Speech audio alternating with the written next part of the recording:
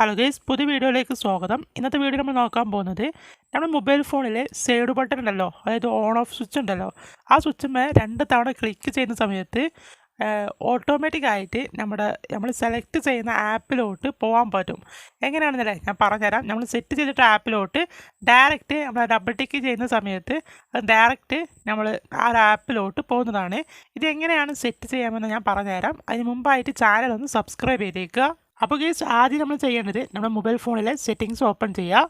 അതിനുശേഷം സെറ്റിങ്സിൽ അടിയിലോട്ട് പോവുക. അടിയിലോട്ട് പോയി കഴിഞ്ഞാൽ നിങ്ങൾക്ക് ഇവിടെ അഡ്വാൻസ്ഡ് ഫാക്ടറീസ് ഓപ്ഷൻ കാണാൻ പറ്റും. അത് സെലക്ട് ചെയ്ത് കൊടുക്കുക. അത് സെലക്ട് ചെയ്ത് സൈഡ് കീ എന്നൊരു ഓപ്ഷൻ കാണാൻ പറ്റും. അത് ക്ലിക്ക് ചെയ്ത് കൊടുത്തിട്ട് ഇവിടെ നിങ്ങൾക്ക് ക്വിക്ക് ലോഞ്ച് ക്യാമറ എന്നുള്ള ഓപ്ഷനൊക്കെയാണ് കാണാൻ പറ്റുന്നത്.